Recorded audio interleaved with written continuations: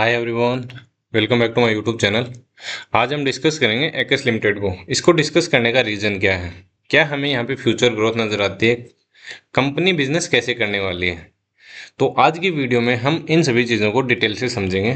तो उसके लिए वीडियो को एंड तक ज़रूर देखें, और अगर अभी तक आपने चैनल को सब्सक्राइब नहीं किया तो प्लीज़ चैनल को सब्सक्राइब करें और अधिक से अधिक लोगों के साथ शेयर करें, ताकि और भी लोग हमारे साथ जुड़ के चीज़ों को सीख सकें, समझ सकें।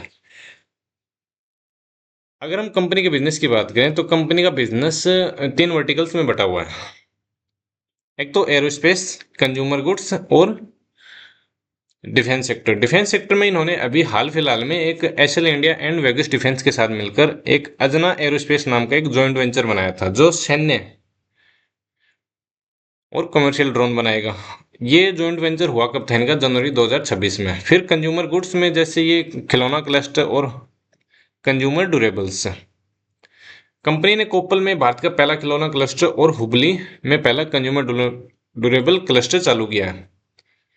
और जो इनके कस्टमर हैं उनमें जो मशहूर ब्रांड है, पॉपुलर ब्रांड है मेटल, उसके लिए यहाँ पे ये अपने टॉयज बनाते हैं। खिलौना क्लस्टर जो टॉयज क्लस्टर वो इनके लिए बनाते हैं। और फिर एरोस्पेस में, एरोस्पेस की बात करें तो ये एक भारत की इकलौती वर्टिकली इंटीग्रेटेड एरोस्पेस निर्माता कंपनी है। यानी पुर्जे बनाने के लिए फोर्जिंग, मशीनिंग, सरफेस ट्रीटमेंट से लेकर असेंबली तक का सारा काम एक ही कैंपस में होता है।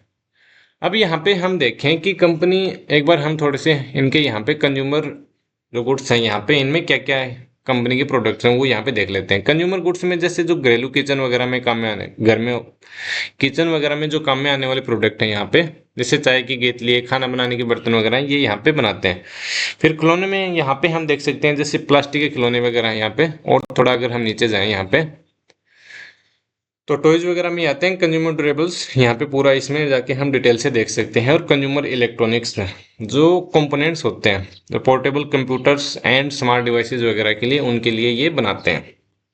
अगर यहाँ पे हम प्लास्टिक्स के जो इन खिलौने हैं, टॉयज हैं, इनके बारे में हम और डिटेल से देखना चाहें तो यहाँ पे इनकी ऑफिशियल वेबसाइट है, यहाँ पे क्लिक करके हम देख सकते हैं। ओके, अब ये यहाँ पे एरोस्पेस में इनके क्या क्या प्रोडक्ट हैं। तो इनके पोर्टफोलियो में नोज टू टेल, मतलब नाक से लेकर पूंछ तक, एक हवाई जहाज में जो मोटे मोटे प्रोडक्ट्स यहाँ पे यूज में होते हैं, जो इंपॉर्टेंट टॉपिक्स हैं वो यहाँ पे काफी ये यहाँ पे बनाते हैं। अब यहाँ पे देखें जो सामने आता है landing gears and forging landing systems, ये कंपनी यहाँ पे बनाती है। फिर इंजन पार्ट्स बनाते हैं, ये विंग्स पार्ट्स बनाते हैं। फिर जैसे इंटीरियर पार्ट्स हैं यहाँ पे ये डिजाइन करते हैं, असेंबली है और एक्यूटेशन पार्ट्स, तो काफ़ी पार्ट्स यहाँ पे ये बनाते हैं। फिर इनके जो क्लाइंट हैं, मतलब ये प्रोडक्ट कौन सी कंपनियों के लिए बनाते हैं, तो वैसे तो यहाँ पे काफ़ी नाम से, जैसे प्रीमियम एरोटेक है, एयरबस, बोइंग, कोलिंस एयरस्पेस, इटोन। लेकिन जो दुनिया के सबसे बड़े नाम हैं वो नाम है एयरबस और बोइंग। जो एयर इंडिया के जो बड़े बड़े जहाज आते हैं और एयरबस है, इनमें भी काफ़ी पॉपुलर यहाँ पे जहाज हैं, वो हवाई जहाज हैं, वो यहाँ पे आते हैं। जैसे हमारे यहाँ इंडिया के प्रधानमंत्री हैं, जैसे अमेरिका के राष्ट्रपति हैं, ये जो जहाज में, जिन जहाज़ों में चलते हैं ये, वो एयरबस या बोइंग, इन दो कंपनियों के द्वारा ही वहाँ पे मोस्टली ये बनाए जाते हैं, है ना। तो कंपनी की डिमांड यहाँ पे कैसे रहने वाली है? सबसे पहले तो हमने ये चीज़ समझा कि कंपनी प्रोडक्ट क्या बनाती है, कंपनी का बिजनेस है क्या। जैसे एरोस्पेस में ये क्या क्या प्रोडक्ट बनाते हैं, ये यहाँ पे हमने पूरा, यहाँ पे जब क्लिक करते हैं यहाँ पे landing gears, actuation part, assembly, interior parts, engine parts और काफ़ी तरह के पार्ट्स यहाँ पे ये बनाते हैं। फिर और जो है वो भी हमने यहाँ पे देख लिया। अब हम चलते हैं एक बार कंपनी के फाइनेंशियल्स पर। मार्केट कैप कितनी है? 14,898 करोड़। आर ओ सी यहाँ पे 1.55% है। डेप्ट टू इक्विटी 0.47 है। रिटर्न ऑन इक्विटी यहाँ पे माइनस में। Promoter holding 59.1%। प्लेस परसेंट यहाँ पे 0। डिविडेंड में यहाँ पे कंपनी किसी भी तरह का देती नहीं है।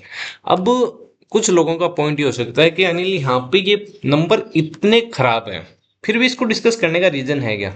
सबसे पहले तो आज की वीडियो बनाने का यहाँ पे मेन टारगेट मेरा यहाँ पे है, मेन फोकस इस चीज़ पे है कि हम एक इनिशियल फेज में हमें कंपनी को कैसे देखना चाहिए, क्या यहाँ से कंपनी की एक अच्छी खासी ग्रोथ रहने वाली है या फिर यहाँ पे नहीं है ना। क्योंकि मान लो 10 साल 15 साल के बाद में तो हाँ, हम कंपनी जैसे HDFC बैंक है, एक्सिस बैंक है, रिलायंस है, वहां पे हम उनको टेक्निकल चार्ट पैटर्न के बेस पे एक ट्रेडिंग के पॉइंट ऑफ व्यू से वहां पे उन चीजों को हम समझ सकते हैं। लेकिन जब वहां पे बात आती है एक लॉन्ग टर्म इन्वेस्टमेंट की, तो हमें कंपनियों को इनिशियल फेज में ढूंढना पड़ेगा अगर हमें एक अच्छी खासी वेल्थ बनानी है तो, है ना। उसके लिए चीज़ों को समझना ज़रूरी है। अब यहाँ पे नंबर्स देखें, मार्च 2026 में इनकी सेल्स है हाईएस्ट है और 367 करोड़। ऑपरेटिंग प्रॉफिट 367 करोड़ की सेल्स के साथ ऑपरेटिंग प्रॉफिट यहाँ पे 4 करोड़ है। इसका रीजन क्या है, मार्च 2025 में 249 थी, लेकिन यहाँ पे ऑपरेटिंग प्रॉफिट था 25% का। ये सीधा सीधा रीजन यहाँ पे ओपीएम परसेंट है। 249 का अगर हम 10% निकालें तो 24.9 आता है, मतलब 25 करोड़ यहाँ पे। और 367 करोड़ का अगर हम 1% निकालें तो 3.67 करोड़ आता है। इसको राउंड फिगर या कुछ और किसी रीजन की वजह से यहाँ पे ये 4 करोड़ है ना। फिर ये हम देख सकते हैं कि जैसे जैसे कंपनी की सेल्स बढ़ रही है वहां पे नेट प्रॉफिट उतना ज्यादा माइनस में जाता जा रहा है ना। मार्च 2023 में इनकी सेल्स थी 812 करोड़ और अभी कितनी हो गई 1230 करोड़, हाईएस्ट एवर है। जबकि इनका जो ऑपरेटिंग प्रॉफिट है ये जरूर यहाँ पे 79 से 89 करोड़ बढ़ा है। मार्च 2023 में 40 करोड़ था, फिर 129। इसका भी एक तो मेन रीजन है जो ओपीएम परसेंट है ये। फिर अगर हम यहाँ पे नेट प्रॉफिट में जाके देखें तो जैसे जैसे सेल्स बढ़ रही है इनका नेट प्रॉफिट उतना ज्यादा माइनस में जाता जा रहा है। अब कुछ लोगों का पॉइंट हो सकता है कि अनिल भाई यहाँ पे नंबर खराब होते जा रहे हैं, जैसे जैसे सेल्स बढ़ रही है नंबर और ज्यादा खराब हो रहे हैं, तो हमें कन्विक्शन कैसे आएगी। तो यहां से हम चीजों को समझना शुरू करते हैं। एक तो कंपनी यहाँ पे देखें मार्च 2025 से मार्च 2024 का नंबर ले लेते हैं हम, है ना। 69 करोड़ इंटरेस्ट था, अभी कितना है 92 करोड़ का इंटरेस्ट। मतलब कंपनी के ऊपर कर्ज बढ़ रहा है, इंटरेस्ट ये दिखाता है। फिर एक नंबर है यहाँ पे डेप्रिसिएशन 108 करोड़, 103 करोड़, 138 करोड़ डेप्रिसिएशन भी यहाँ पे बढ़ रहा है ना। रिजर्व यहाँ पे 2023 में इनका था -146 करोड़, मार्च 2024 में 115 करोड़ और अभी कितना है प्लस में मार्च 2026 में 816 करोड़ का। और बोरोइंग्स यहाँ पे अगर हम देखें मार्च 2024 में 1106 करोड़ की थी, फिर 785 करोड़, और अभी भी ऑलमोस्ट जितना कंपनी के पास रिजर्व है उसके आसपास ही यहाँ पे कंपनी का बोरोइंग्स है। इनका रीजन है क्या। सबसे पहले तो हमने ये चीज देखी कि बोरोइंग्स बढ़ रही, इंटरेस्ट बढ़ रहा है। इंटरेस्ट बढ़ रहा है क्यों, इंटरेस्ट कहाँ पे दे रहे हैं। अगर यहाँ पे कंपनी के पास बोरोइंग ही नहीं होगी तो इंटरेस्ट किस पे पे करेंगे, तो कंपनी के पास बोरोइंग है, तो उस वजह से कंपनी इंटरेस्ट पे कर रही है। फिर दूसरी चीज कंपनी का फिक्स्ड एसेट है, ये हम देखें तो 525 करोड़ था और अभी कितना 1070 करोड़। और लास्ट मार्च 2024 में इनका CWIP था 175 और अभी मार्च 2025 में कितना था 395 और अभी कितना है 79। ये नंबर क्या दिखाते हैं यहाँ पे, इन चीज़ों को हम थोड़ा सा आगे भी समझेंगे।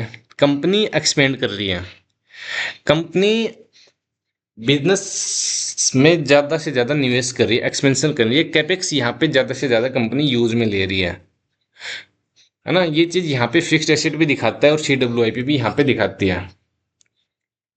और बाकी नंबर हम देखते नहीं यहाँ पे, है ना। शेयर होल्डिंग पैटर्न इसको हम छोड़ देते हैं। अब इन चीज़ों को हमें कैसे समझें कि कंपनी एक्सपेंड कर रही है या नहीं कर रही, हमें इन चीज़ों को पता कैसे लगेगा, ये चीज़ें भी समझनी बहुत ज़रूरी हैं। तो यहाँ पे अगर हम डॉक्यूमेंट सेक्शन में जाते हैं तो यहाँ पे कौन कॉल्स में आते हैं, तो यहाँ पे हमें डिटेल से पढ़ना है तो ट्रांसक्रिप्ट और PPT। यहाँ पे हमारे पास दो चीज़ें होती हैं, AI समरी में हम नहीं जाएंगे। तो सबसे पहले हम चलते हैं ट्रांसक्रिप्ट में। ट्रांसक्रिप्ट में चले हम यहाँ पे, तो सबसे पहले 1 मिनट कंपनी ने ग्रो कैसे किया है वो देख लेते हैं यहाँ पे। हाँ, जो CEO इन्होंने यहाँ पे बताया है कि रेवेन्यू ग्रोथ कितनी हुई इनकी इस साल 33% की 1230 करोड़। ये 12,304 मिलियन है। ये नंबर कहाँ से आया, ये है ये वाला 1230 करोड़। ओके। एबिटा ग्रो कितना किया है इनका 43% से। एबिटा क्या होता है, EBITD है, earning before interest tax depreciation and amortization. अगर हम ऊपर की तरफ से स्टार्ट करें तो operating profit plus other income, अगर नीचे से स्टार्ट करें तो profit before tax plus depreciation plus interest. इन नंबर्स को जब हम ऐड करते हैं तो एबिटा मिलता है यहाँ पे। ये कितना ग्रो किया है 43% से यहाँ पे 154 करोड़। और margin expanding to 13%। We capped off the year with the strongest quarter in Aequs history with 367 crore million in revenue and 47% year on year growth. यहाँ पे अगर हम रेवेन्यू की ईयर ऑन ईयर ग्रोथ की बात करें तो 47% की यहाँ पे ग्रोथ हुई है। ये तो था अब तक का जो क्वार्टरली रिजल्ट था। अब कंपनी, जैसे मैंने ये चीज़ बताई थी कि ये डेप्रिसिएशन किस वजह से बढ़ रहा है, इंटरेस्ट किस वजह से बढ़ रहा है, तो यहाँ पे एक चीज़, और फिर कंपनी एक्सपेंड कैसे करने वाली है। तो यहाँ पे हम देखें पेज नंबर 3 पे, इन फरवरी 2026 में कंपनी ने तमिलनाडु सरकार के साथ एक memorandum of understanding MOU sign किया था कि कंपनी तमिलनाडु में कौन सी जगह पे, होसुर में एक एरोस्पेस एंड डिफेंस पार्क लगाएगी, जहाँ पे ये 10 साल में इन्वेस्टमेंट करेंगे कितना, 1900 करोड़ का, 1900 करोड़ का आने वाले 10 साल में। वर्टिकली इंटीग्रेटेड एरोस्पेस, एक new aerospace and defence park Hosur में 250 एकड़ में ये लगाएंगे। ओके, तो 1900 करोड़ का, 1900 करोड़ का तो यहाँ पे कंपनी एक एक्सपेंशन करने वाली। दूसरा, इन्होंने मार्च 2026 में एक एमओयू साइन किया था कर्नाटक सरकार के साथ कि वहाँ पे दो जगह पे, एक तो टॉयज क्लस्टर वगैरह ये कुछ लगाएंगे, बेलागावी एंड हुबली, वहाँ पे कितना इन्वेस्टमेंट करेंगे, 2856 करोड़ का आने वाली 5 साल में। तो कंपनी कैसे एक्सपेंशन करने वाली है, ये चीज़ हमने यहाँ पे समझ ली कि 1900 करोड़ का तो 10 साल में यहाँ पे तमिलनाडु में, और 2856 करोड़ का कर्नाटका में कंपनी यहाँ पे इन्वेस्टमेंट करने वाली है। अब थोड़ा सा प्रैक्टिकल होके इस चीज़ को समझो कि कंपनी को अपने बिजनेस में ग्रोथ आ रही है, ग्रोथ नजर आ रही है, डिमांड यहाँ पे बढ़ती हुई नजर आ रही है, तभी तो कंपनी इतना, एक लगभग 200 करोड़ ये मान लेते हैं, 200 प्लस 2600, 4600, 4500 करोड़ के आसपास कंपनी पैसा लगा रही है बिजनेस एक्सपेंड करने के लिए। फिर यहाँ पे जो IIFL के हैं, इनके एक नितिन जैन है, वहाँ पे इन्होंने इनसे पूछा था कि आप कैपेक्स क्या करने वाला, आपका कैपेक्स का प्लान क्या रहने वाला है 2027-28 के लिए, है ना। तो इन्होंने यहाँ पे बताया कि एरोस्पेस जो सेगमेंट है, यहाँ पे we have planned about 160 crore capex, and in our consumer segment we have planned about 500 crore approx for the full year FY27। Financial year 2027 में कंज्यूमर सेगमेंट में ये 500 करोड़ का कैपेक्स यहाँ पे यूज में लेंगे, और एरोस्पेस जो सेगमेंट है यहाँ पे 160 करोड़, तो 660 करोड़ का फाइनेंशियल ईयर 2027 में कैपेक्स ये यूज में लेने वाले हैं। फिर एक चीज़ यहाँ पे, इनके नेट प्रॉफिट वगैरह डाउन आए हैं, इसका हम रीजन क्या है, इस चीज़ को हम देखते हैं।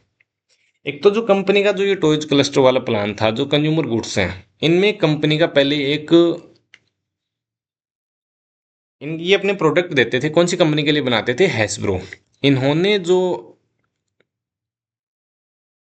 इनकी एक डील थी उसको यहाँ पे बीच में इन्होंने डिसकंटिन्यू कर दिया था, है ना, ऑन द टॉयज बिजनेस। ये एक जानी मानी ब्रांड है ये हैस्ब्रो, इनके लिए ये कंपनी टॉयज बनाती थी, फिर इन्होंने बीच में ही जो एग्रीमेंट था इसको डिसकंटिन्यू कर दिया था। उस वजह से जो कंपनी जो प्रोडक्ट बनाती है वहाँ पे जो कैपेसिटी है, प्रोडक्ट बनाने की जो कैपेसिटी थी वो काफ़ी ज़्यादा कम हो गई थी, 23% वहाँ पे वो कैपेसिटी आ गई थी। फिर उसको रैंप अप करने के लिए कंपनी ने एक नई कंपनी जो एक ग्लोबल ब्रांड है वहाँ पे उसके साथ एक टाई अप किया है, एक एग्रीमेंट किया है।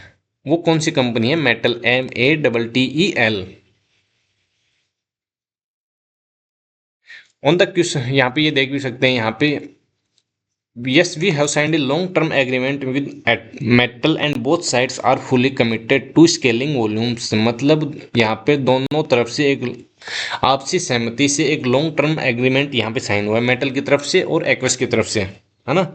और इसका पूरा पूरा टारगेट क्या रहेगा, वॉल्यूम बढ़ाना यहाँ पे, कि ज़्यादा से ज़्यादा यहाँ पे प्रोडक्शन किया जाए। ओके, फिर जैसे यहाँ पे पूछा था, and sir any PLI income booked for financial year 2009, financial year 2027 will be और first year where we will be eligible for PLI के ओके। तो यहाँ पे ये काफ़ी चीज़ देख सकते हैं। Aerospace We are expecting a growth of 25 to 30% and maintaining EBITDA numbers at about 20% level. On consumer, we see a revenue growth of about 125% से 150%.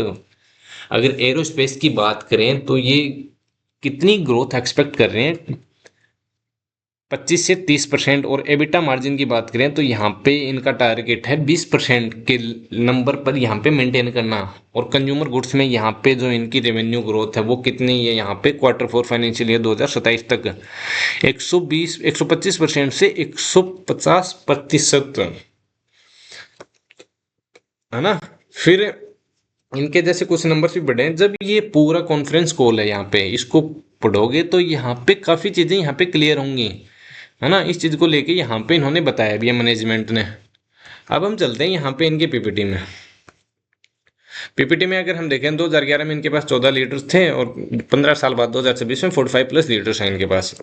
ये इनका पूरा यहाँ पे कंपनी कैसे कैसे बिजनेस कर रही थी, वो जो बिल्ड ऑन पाथ, उस चीज़ को हम यहाँ पे देख सकते हैं. फिर एरोस्पेस में जैसे consumers India first toys cluster at Koppal operationalized 2021. India first consumer durables manufacturing cluster Hubli operational 2022.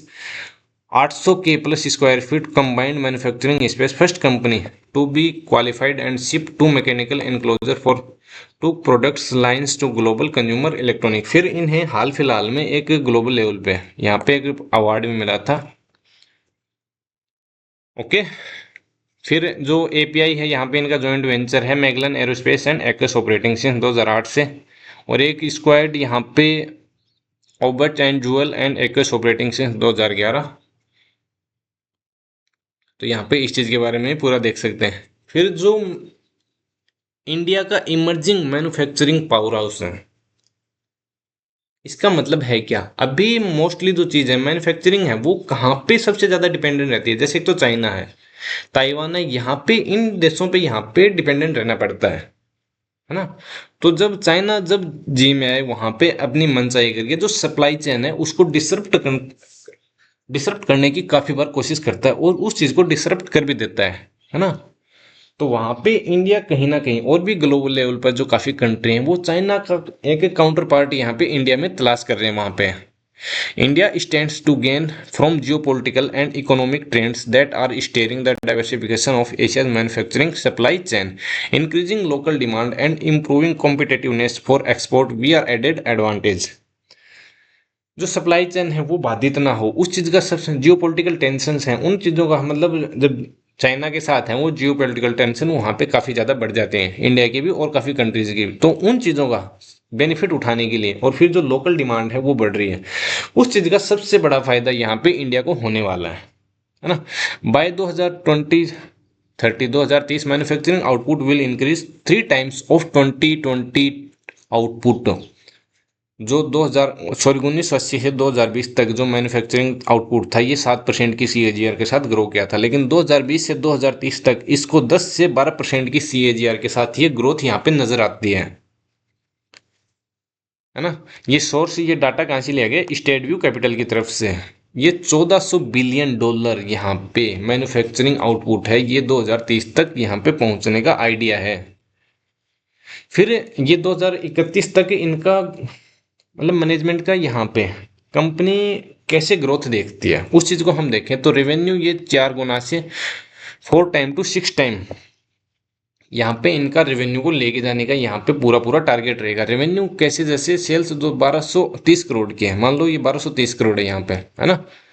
इसको अगर हम यहाँ पे मल्टीप्लाई करें 5 मिड का ले लेते हैं तो 6150 करोड़ कि यहाँ पे सेल्स हो जाती है. और हम ये मान लेते हैं कि ओपीएम परसेंट 10% यहाँ पे कंपनी मैनेज कर लेगी, तो 6150 करोड़ का 10% होता है 615 करोड़, जो 89 करोड़ का ऑपरेटिंग प्रॉफिट यहाँ पे दिखा रहा है. ये 615 करोड़ बढ़ने वाला है यहाँ पे. अगर हम इसको डिवाइड करें यहाँ पे 89 से, सॉरी हाँ, तो 6.9 टाइम्स, लगभग 7 टाइम के आसपास, है ना. ये पूरा पूरा वैसे कर दिया हमने. एक मिनट, हाँ सॉरी, यहाँ पे कुछ नंबर्स में थोड़ी मिस्टेक होगी, चलो इसको छोड़ देते हैं. यहाँ पे 615 करोड़, एक मिनट, 615 10%, डिवाइड बाय 89। हाँ, तो ये लगभग 7 गुना यहाँ पे ऑपरेटिंग प्रॉफिट में यहाँ से सीधी सीधी ग्रोथ नजर आती है। अगर कंपनी जैसा बता रही है, अगर वहां से उसका मिड भी हम ले, कंपनी का टारगेट क्या, मैनेजमेंट का टारगेट है 4 से 6 गुना तक रेवेन्यू करने का। फिर एबिटा 18 से 22% का और आरओसी 20% का। जो आरओसी यहाँ पे आज की डेट में कितनी है, 1.55%। यहाँ पे ये 20% चली जाएगी तो ये नंबर यहाँ पे बहुत ज़्यादा इंप्रूव हो जाएंगे। फिर एरोस्पेस में इनके जो रेवेन्यू ग्रोथ है उसका टारगेट है इनका 4 से 5 गुना विद 20% आरओसी एंड 18 से 22% एबिटा। और कंज्यूमर ड्यूरेबल्स हैं जो वहां पे इनका ग्रोथ का टारगेट है 10 गुना से 18 गुना रेवेन्यू ग्रोथ, 18 से 20% की आरओसी और 18% से 20% एबिटा। फिर एक पॉइंट ये हो सकता है कि अनिल भाई जो इनकी बैलेंस शीट है ये तो काफी ज्यादा बिगड़ी हुई है, इनका यहाँ पे क्या टारगेट है, जो नेट प्रॉफिट है ये यहाँ पे कब प्रॉफिट में आएंगे, इस बारे में यहाँ पे मैनेजमेंट का क्या कहना है। तो Q4 financial year 2027 consumer EBITDA break even. Break even का मतलब क्या होता है, no profit no loss. Okay, consumer में 2027 का जो Q4 होगा वहां पे फाइनेंशियल ईयर 2027 में अलग अलग सेगमेंट के बताया यहाँ पे, है ना। तो यहाँ पे जो ये माइनस में चल रहा है, यहाँ पे इसको ये जीरो के लेवल पे ले आएंगे, इनका टारगेट ये है। फिर धीरे धीरे यहाँ पे इनके प्रॉफिट्स आने स्टार्ट हो जाएंगे। एरोस्पेस की बात करें, फिर कंज्यूमर की बात करें, जो प्रॉफिट आफ्टर टैक्स है ये फाइनेंशियल ईयर 2023 तक ब्रेक इवन। 2030 के बाद में यहाँ पे इनके नंबर्स एक अच्छे खासे इंप्रूवमेंट होना स्टार्ट हो जाएंगे। फिर एक पॉइंट ये हो सकता है कि अनिल भाई इतना टाइम, जैसे अभी 2026 चल रहा है, 4 साल पड़े हैं, इतना वेट हम कैसे करें और कैसे हम इस चीज को मान लें कि एक तो इतने अभी माइनस में क्यों आ रहे हैं। तो थोड़ा सा एक चीज को समझो, कंपनी अभी जैसे 2 प्लांट लगा रही है, वो कहाँ पे, यहाँ पे तो नहीं दिखाया, इसमें था कहीं पे, है ना। एक तो जैसे 1900 करोड़ का ये तमिलनाडु में करने वाली है, फिर 2856 करोड़ के आसपास ये कर्नाटका वगैरह में, जहाँ पे भी ये लगाने वाले हैं उस चीज को आप थोड़ा सा एक बार देख लेना दोबारा से। ये करेंगे जब वहां पे प्रोडक्शन स्टार्ट हो जाएगा और इनका माल मार्केट में जाना स्टार्ट हो जाएगा, क्योंकि अभी तो अंडरस्ट्रक्शन है ना, वहां पे काम चल रहा है, तो वहां पे जैसे ही प्रोडक्शन स्टार्ट होगा, इनका प्रोडक्ट्स हैं वो मार्केट में जाना स्टार्ट होंगे, तो वहां पे इनके प्रॉफिट्स आना स्टार्ट हो जाएंगे। तो धीरे धीरे वैसे चीजें इंप्रूव हो जाएंगी। प्रैक्टिकली समझो थोड़ा इन चीजों को, है ना। फिर दूसरी चीज, जैसे एक पॉइंट ये हो सकता है कि जो एयरलाइन इंडस्ट्री है ये कैसे ग्रो करने वाली है, इस चीज का भी डाटा हम देखते हैं। ये डाटा कहाँ से लिया गया, एयरबस, जीएमएफ, बोइंग, सीएमओ 2025 से 2044 तक का ये एक्सपेक्टेड डाटा है। IATA projects PAX traffic to cross 5 billion in 2026. Long term demand growth to continue at 3 से 4% की CAGR। Traffic to double by 2045 से 50 तक। जो अभी ट्रैफिक चल रहा है एयरलाइन का, ये 3 से 4% की CAGR के साथ ग्रो करेगा और 2045 से 2050 तक ये डबल होने की यहाँ पे पूरी पूरी संभावना है। एयरलाइन इंडस्ट्री कितनी ज़्यादा स्पीड से ग्रो कर रही है, ये नंबर देखें तो 2026 में $1 ट्रिलियन का मार्क यहाँ पे इन्होंने अचीव कर लिया है, बल्कि क्रॉस हो गए यहाँ पे। और बाय मिड 2030 के बीच मध्य तक यहाँ पे over 2 lakh daily flights will take off and land. मतलब जहाज उतरना और जहाज उड़ना, टेक ऑफ करना और लैंड करना दिन की ग्लोबल लेवल पर, मतलब पूरी दुनिया उसमें शामिल होगी। 2 लाख फ्लाइट एक दिन में उतरना और उड़ान भरना, ये छोटा नंबर नहीं है। तो कितनी ज़्यादा यहाँ पे ग्रोथ होने वाली है, कितनी ज़्यादा इन चीज़ों की डिमांड रहने वाली है। फिर जैसे कंपनी अपने प्रोडक्ट देती है, कौन कौन सी कंपनियों के लिए बनाती है, एयरबस और बोइंग के लिए, है ना। तो आने वाले 20 साल में, फॉर द नेक्स्ट 20 साल के लिए जो टारगेट है, लगभग एक डिमांड रह सकती है 43,000 नए एयरबस एंड बोइंग के नए एयरक्राफ्ट के। तो जब मान लो, ये एक अप्रोक्सीमेट नंबर है, यहाँ पे ऊपर भी हो सकता है नीचे भी हो सकता है। अब ये मान के चलो कि, क्योंकि इसमें से ये यहाँ पे देखें 2023 में कितने, 24,260 है। अब 2043 का नंबर है, ग्रो करेगा 23,970 से। इसमें 18,460 जो पुराने हो चुके हैं उसको रिप्लेस करेंगे और 5,800 यहाँ पे रहने वाले हैं। और न्यू डिलीवरीज कितनी होंगी, 42,430, क्योंकि 5,800 तो स्टे रहेंगे ना। तो ये नंबर थोड़ा सा आप इसको एक बार देख सकते हैं। तो मान लो 43,000 नए एयरक्राफ्ट यहाँ पे डिमांड आती है। और उनके लिए उनके प्रोडक्ट कौन बनाते हैं? लैंडिंग गियर्स हैं और भी काफ़ी प्रोडक्ट हैं जो यहाँ पे इसमें यूज होते हैं एयरक्राफ्ट वगैरह में, वो बनाती है एकस। तो यहाँ पे सीधा सीधा कंपनी की एक ग्रोथ नजर आती है यहाँ पे। ओके। फिर जो हमने एरो एरोस्पेस एंड डिफेंस का अजना का हमने जिक्र किया था, वो यहाँ पे ये दे रखा है ना। और ये होसुर में इनका प्लांट लग रहा है, तो जैसे ये प्लांट लग रहा है यहाँ पे, इतना बड़ा प्लांट है, मतलब ये काफी दूरी में होते ही हैं, तो वहां पे काफी सारा पैसा वहां पे लगता है, तो उन चीजों को थोड़ा सा, जो खर्चे होते हैं उनको थोड़ा सा अलग कर पाना काफी मुश्किल हो जाता है। फिर फेज वन है, जैसे इनके अगले fast track 5 to 10 year development world class platform for battle tested products. Financial दो ईयर 2027-2028 में ये कैसे काम करेंगे, 28-29 में इसका क्या टारगेट है, पूरा इस चीज को जब हम पीपीटी पढ़ते हैं यहाँ पे, तो हमें काफी चीजें हमारी क्लियर होती हैं। फिर जैसे मैक्रो टेलविंड्स हैं, एक large consumer markets with structural advantage, $160 billion plus 2030 तक एड्रेसेबल आउटसोर्स्ड मार्केट। ये 2030 में एक जो आउटसोर्स्ड मार्केट है, $126 बिलियन इसका टारगेट है 2030 तक। ये यहाँ पे पूरा जैसे वेरिएबल आउटसोर्सिंग कहाँ पे बढ़ेगा, tablet, laptop, cookware, non stick cookware, toy outsourcing, ये पूरी चीज यहाँ पे दे रखी है। फिर जो इंडिया का है एक्सपोर्ट इलेक्ट्रॉनिक्स, इंडिया इस चीज में ज्यादा से ज्यादा काम कर रहे हैं। पहले हम क्या थे, नेट इंपोर्टर थे, अब हम एक्सपोर्ट पे ज्यादा ध्यान दे रहे हैं, तो ये टारगेट है 5 गुना इस चीज में एक अपॉर्चुनिटी नजर आती है। फिर रिस्क डाइवर्सिफिकेशन, ये क्या है, सप्लाई चेन जो पहले चाइना की तरफ थी, उस चीज को इंडिया की तरफ शिफ्ट करने पर पूरा पूरा काम चल रहा है, और इस चीज में गवर्नमेंट पीएलआई स्कीम्स वगैरह के थ्रू भी काफी ज्यादा यहाँ पे हेल्प कर रही है। तो जब वहां से वो सप्लाई चेन चाइना की तरफ से इंडिया की तरफ शिफ्ट हो गई, तो उस चीज का फायदा कौन उठाएंगे, वो कंपनियां उठाएंगी जो ये बिजनेस करना जानती हैं, है ना। फिर ये चीज हमने समझ ली कि जैसे ये ग्रो कैसे करने वाले हैं। ओके। अब एक चीज और थी यहाँ पे, हम लास्ट उसको डिस्कस कर लेते हैं। हाँ, अब यहाँ पे दे रखा है पेज नंबर 14 में, वन प्लेटफॉर्म इनफाइनाइट पॉसिबिलिटीज। ये चीज तो हमने समझ ली, क्योंकि एरोस्पेस कंज्यूमर जैसे कंज्यूमर में भी काफी प्रोडक्ट्स हैं, तो एक प्लेटफॉर्म और काफी संभावनाएं। Okay. Harness high entry barrier manufacturing platforms to extend. अब ये जो बिजनेस है जो एक्वस लिमिटेड का है, ये एंट्री बैरियर मानना, यहाँ पे एंट्री बैरियर क्यों बोला गया है, जो एरोस्पेस है, सोचो यहाँ पे थोड़ा सा इस चीज को प्रैक्टिकली समझो कि एयरबस है, जो एयरक्राफ्ट कंपनी है, बोइंग है, वो अपना प्रोजेक्ट एक नई कंपनी को तो इतनी आसानी से नहीं देगी। आसानी से क्या, वो देगी ही नहीं, क्योंकि इतनी बड़ी कंपनियां हैं, इनका ट्रस्ट बिल्ड करना में काफी साल लग जाते हैं इस चीज को, है ना। फिर काफी तरह के यहाँ पे लाइसेंस वगैरह होते हैं, वो मिलना काफी मुश्किल हो जाता है, तो उस वजह से और भी काफी रीजंस होते हैं, हम उतना डीप डाउन नहीं जाएंगे। उस वजह से ये एक एंट्री बैरियर प्लेटफॉर्म है ये। ओके।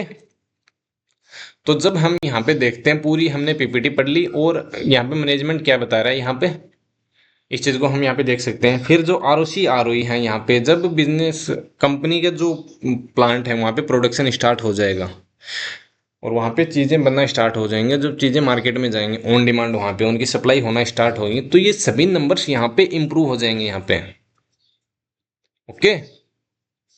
अगर हम दिसंबर 2025 की बात करें, तो ये शेयर होल्डर्स कितने थे, 46,797, और मार्च 2026 में कितना है, 40,774। एक चीज और समझना हमेशा, जब हम किसी कंपनी को इनिशियल फेज में जब हम समझ लेते हैं, उस बिजनेस को समझ लेते हैं, तो वहां पे हमारे काफी ग्रोथ के चांसेस वहां पे हमारे काफी ज्यादा हो जाते हैं। एक मल्टी बैगर स्टॉक को ढूंढने के वहां पे जब हम बात करते हैं कि एचडीएफसी बैंक ने इतना ग्रो किया, है ना, एशियन पेंट में इतनी ग्रोथ थी, और भी काफी तरह की कंपनियां हैं, हम उनके बारे में चर्चा करते हैं कि हमने अगर इनिशियल टाइम में ये कर लिया होता तो ये इतना पैसा बन जाता। इन चीजों को हम कब कर सकते हैं, इनिशियल बेस में, इनिशियल फेज में उनके बिजनेस को समझ के। ओके। आज की वीडियो में हम टेक्निकल चार्ट पैटर्न यहाँ पे नहीं देखेंगे, क्योंकि मेरा मोटिव था आज की वीडियो में आप लोगों को कि कैसे हम इनिशियल फेज में कंपनी को ढूंढ सकते हैं, कि उसके ग्रोथ क्या रहने वाली है, कैसे हम उन चीज़ों को देख सकते हैं, वो समझाने का। ओके। आई होप वीडियो में दी गई जानकारी आप लोगों को अच्छे से समझ में आई होगी। अगर दी गई जानकारी अच्छी लगी हो तो वीडियो को लाइक करें और चैनल को सब्सक्राइब करें, अधिक से अधिक लोगों के साथ शेयर करें।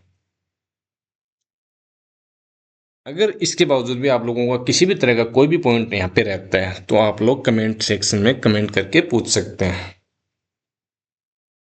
आज के लिए बस इतना ही, फिर मिलते हैं किसी नए वीडियो के साथ। तब तक के लिए जय हिंद, जय भारत।